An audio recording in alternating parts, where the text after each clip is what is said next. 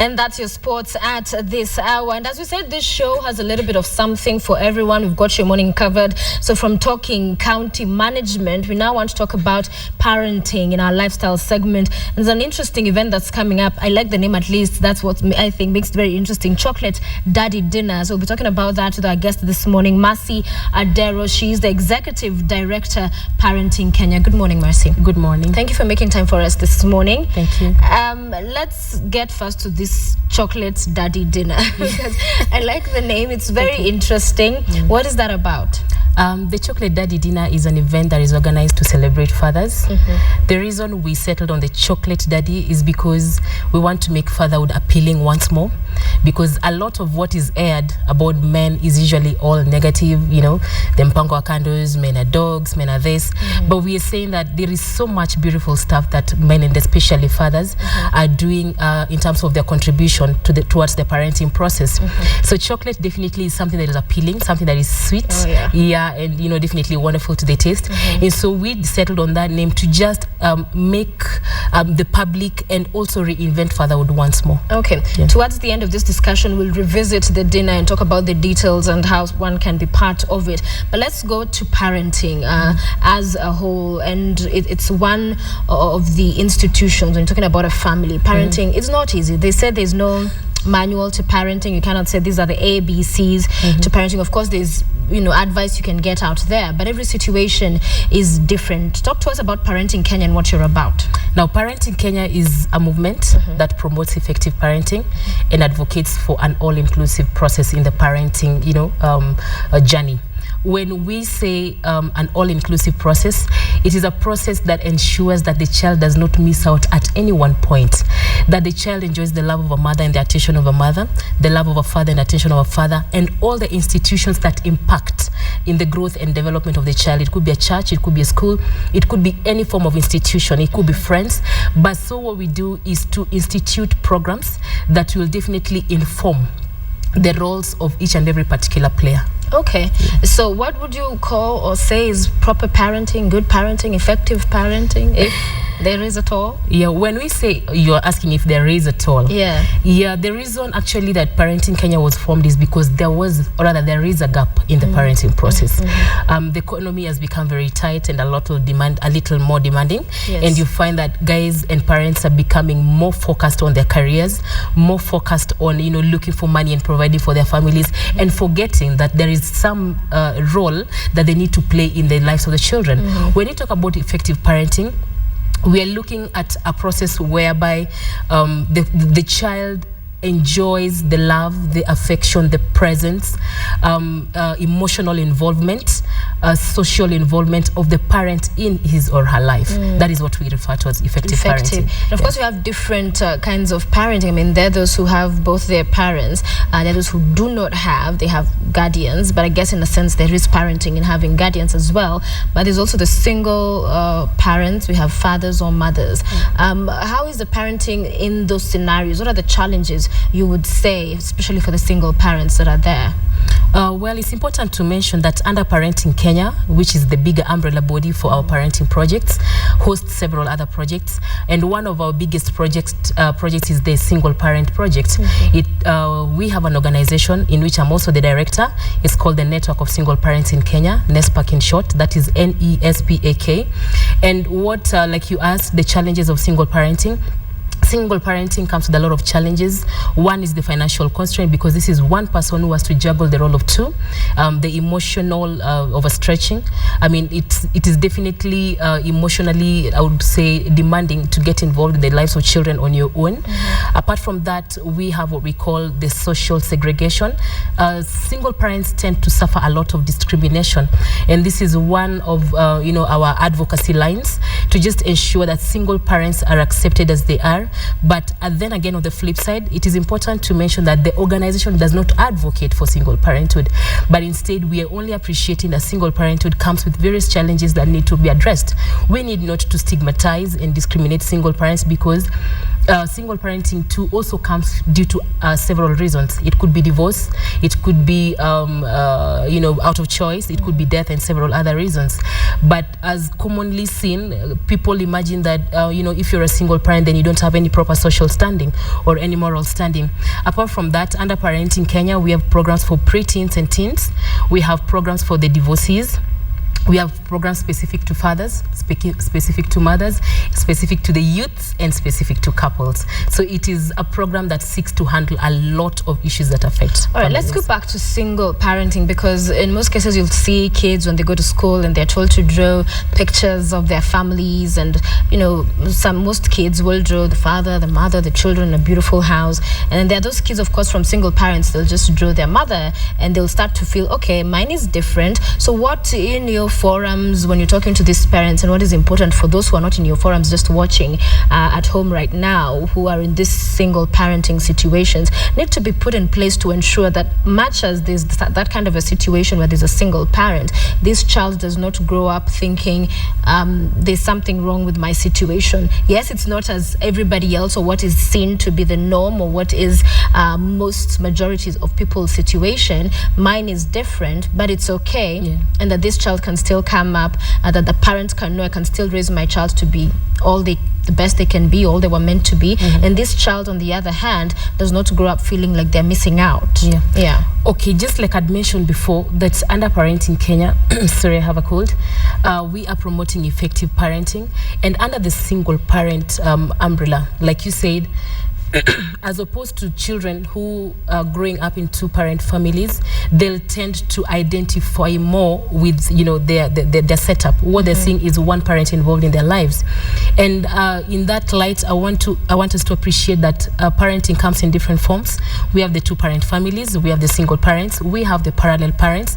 This is someone who actively participates in the life of the child but does not live with the child. We have foster parenthood. This is someone who takes up the responsibility of either being a mother or a father, and yet not the biological parent to the child. We also have the secondary parents. Secondary parenting is very closely related to parallel parenting. This is someone who probably due to separation or divorce still appreciates that I have kids and need to be part of their lives, but not very actively involved in the child's life. But a primary parent is one who lives with the child and enjoys the presence of at least, let's say, spends at least 72 hours in a week, personal engagement with the child. That is a primary parent. And in this case, because you're advocating for effective parenting, what we encourage the single parents to do is to get either a mother figure or a father figure for their children, so that the child does not lose out in one. If it is a girl needs to at a very tender age identify with affection, identify with masculinity, identify with authority, which if lacks tend to interfere with their future relations.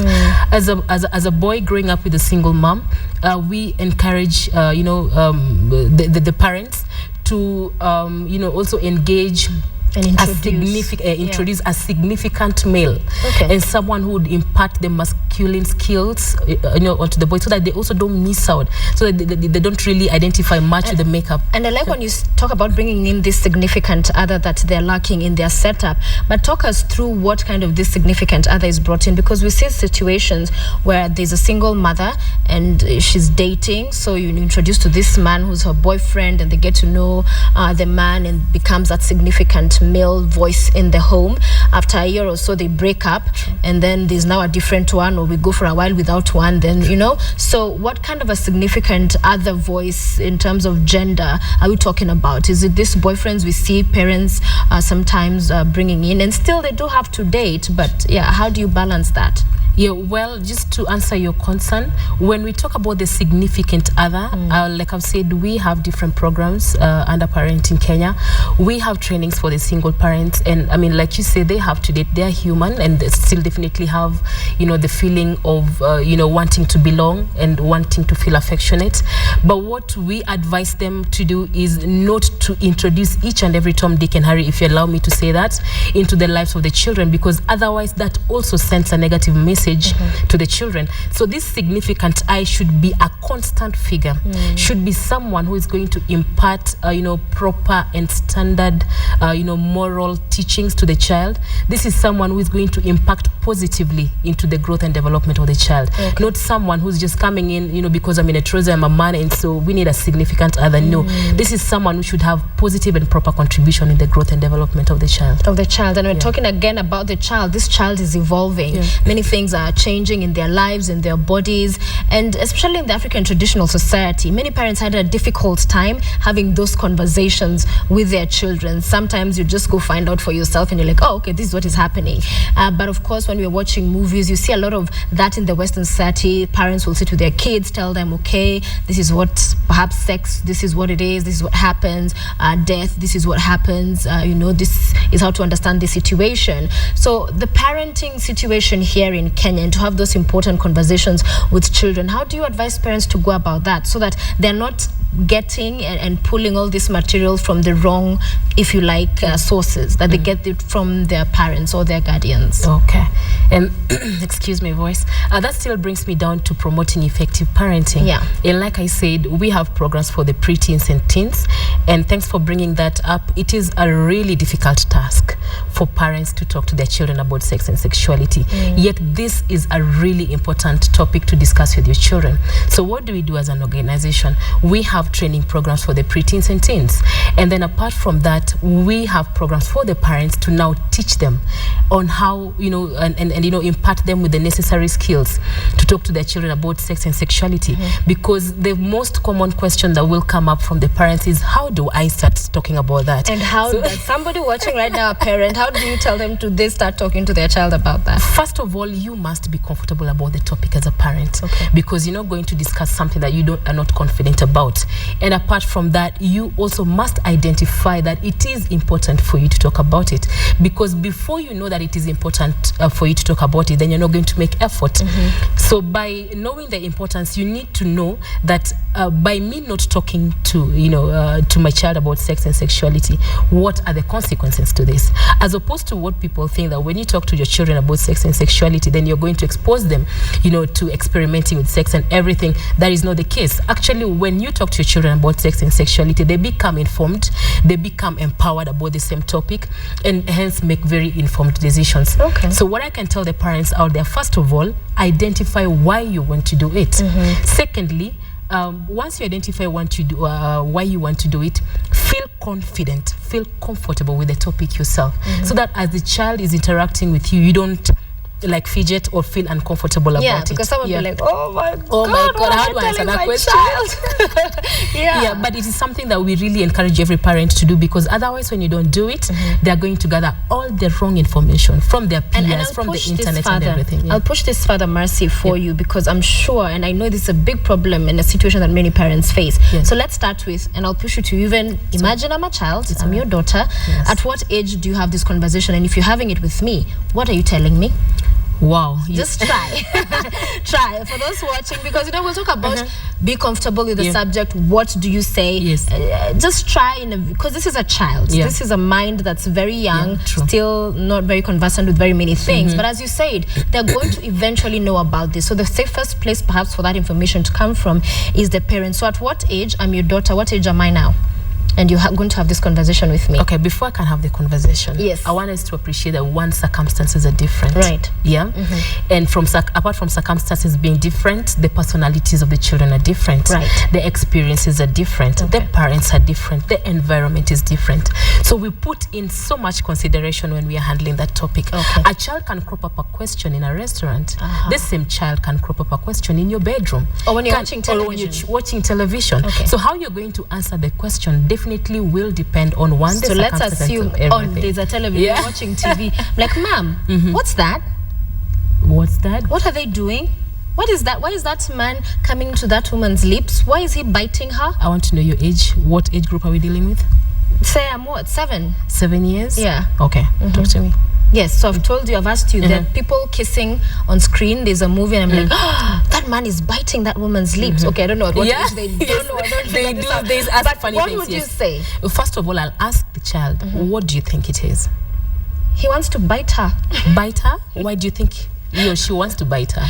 I don't know, but he looks happy and she seems happy, so yeah. She looks happy? Yes. Do you get happy when someone wants to bite you? You know why what I'm trying to do is, yes, you want to know what is in the child's mind. In the child's mind? What does you, because sometimes they also play a lot, with your mind. They play with your mind, yeah? Okay. So what you want to do first as a parent is get to know, what does your child know about this? Yeah? Because she could be asking something that she's already experimented with. Oh my. You know? And where did you see, if she said they're kissing, they're kissing? How did she know? How did you know that? I saw so-and-so doing it. Oh, really? Where? You get a point whereby you engage the child so much and you're able to tap what is in the mind of your child. Before you do that, you're not able to know what exactly to tell her or to tell him at what point. Okay. And the more reason we're advocating for effective parenting and proper emotional and social involvement in the growth of your child. If you are not physically present, emotionally and socially present in the in the life of that child, you'll not be able to connect. One, that child will not even be able to ask you such questions because there's already a barrier. You know? Right. But when you work towards clearing that barrier, having time with them, connecting with them, it becomes very easy, so that we stop, this bad factor that a lot about sex and sexuality are learned from our house girls, are learned from the televisions, are learned from the internet. Okay. So we are telling parents that it's a high time we rethought our systems and actively get involved in our children's lives. Actively get involved, Marcy. And as we wind up, before we just get those more details on that dinner you mentioned earlier, that involvement, take us through just the basic steps of what we need to do, because sometimes a kid goes to school, and I guess when the kid comes back home, very important for a parent to do, or a caregiver, is sit down, talk about their day, let them talk about it, ask all manner of questions, just talking to them constantly so that you can pick up on what they're learning, what they're challenges they're facing, what they're encountering. Isn't that right? You're already answering a lot of the process. Yeah. First of all, you need to create time for your children, because if you're not going to create time for your children, then someone else will, and more often than not, someone else will, and will impart a lot of negative stuff into the lives of the children. Number two, get involved in their life's processes. When I say life's processes, this is probably their education. Do you get to do their homework? Do you know their class teacher? Do you know their best friend in school who helps them with homework? Do you even teach them on the basic life skills such as brushing their teeth, adjusting their shirt, and some little basics that go a long way, to make the child what they are in adulthood? Another thing, probably church. Do you know the Sunday school teacher? Do you know what they are taught? They're taught. When they leave to go for probably the youth sessions, do you know who they engage with? What kind of topics do they come back home to share with you? So one, you have to create time. Number two, you must communicate with your children, because I could create time and enjoy the comfort of my couch. Yeah, they're sitting there and I'm all over. I'm on Facebook, I'm on Twitter, name it. Yeah. So you must directly, physically communicate with your child, be emotionally present for the children. Okay. And what you said about that, if you do not create time for them, someone else will, but also true is that something else will, because they'll get involved in doing other activities, they'll watch television, and TV is a big one where a lot of kids are picking so much. So also being able to check and control that. Very true. Yeah, picking out cartoons they can watch. Very true. Yeah. Because you realize a lot of cartoons nowadays have a lot of adult scenes. So, are you able to know the content that your child is exposed to? Okay. Let me just mention this, that it is so sad that a lot of teenage pregnancies occur not at night, but between 3 and 5. Why between 3 and 5? They've left school and there is a lot of idle time. Okay. And you come back home and you don't bother. You don't know what they did. You don't know which friends they engage in. Then, we start going to, taking them for abortions and everything, which is not right. Yeah. So as a movement, as an organization, I believe we might not save the entire ship, but I believe that each and every day, each and every step, saves a life. Yeah. Yeah. And the trickle effect, I'm trusting God that He's going to really do something great. For this and it's such forums, even just talking about it and somebody watching at home, then it hits them. I need to do more. Exactly. I need to be more involved. As we wind up, Mercy, take us through very quickly now the details of this chocolate daddy dinner. When is it? And the charges, what do we need to know? Okay. Now, the chocolate daddy dinner is, like I said, organized to celebrate fathers. The forum is open to everyone. Anyone who feels that daddy did something beautiful in his or her life, this is the forum to just come and say thank you. We're going to have a lot of activities. We're going to have a lot of entertainment. We're going to have guest speakers, talking to us about, the beauty of a father's involvement in the growth of a child. We're going to talk about financial empowerment. We're going to talk about gender and parenting, the ideal father in God's eyes. We'll talk about, the dating tips to a lasting marriage. Definitely, it's no brainer that today, marriages are attacked, families are attacked. Right. Yes, so first of all, it will be at the Pride Inn Center, Westlands. That is on the 19th of October, on the eve of the Mashujaa Day. So our fathers and the men are our Shujaa on that day. We are selling tickets at 2,000 shillings. Okay. And basically the entry is free because that is inclusive of food, drink, snacks, and name it. Apart from that, what else? I think for this show, we can give an offer for the first two who will register today. By virtue of having this show, we'll give them a chance to probably bring someone on board free. So we'll sponsor at least a friend of theirs. Okay. Yeah, and those who will register today, after every 5, that is 6, 11, after that is 16, yes. we'll give them a discount of 500 shillings. 500 Yeah, shillings. So that will be 1,500. So where do you get these tickets? You mentioned you can register for where? We can give them the account number. Or for today, they can send their registration to my number. Okay. I'll give them my number. They can M-Pesa the 2,000 shillings. The first two to send that will give them a chance to have somebody else. Yeah, somebody else. So come where for do free. they send this to? 07 0722 99 82 10.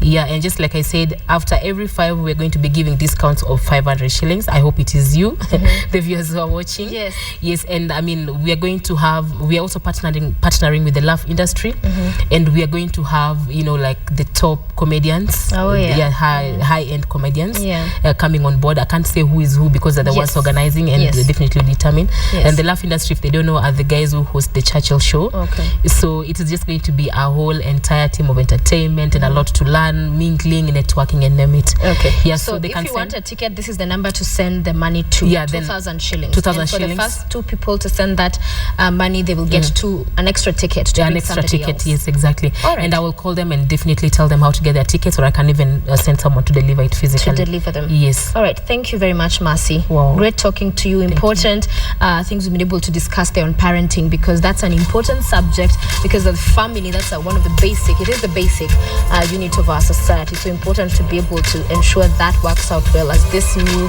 generation is brought up. So thank you for your time and wish you the best. Thank you. With the chocolates Daddy did them. Thank you, and I hope to see you there.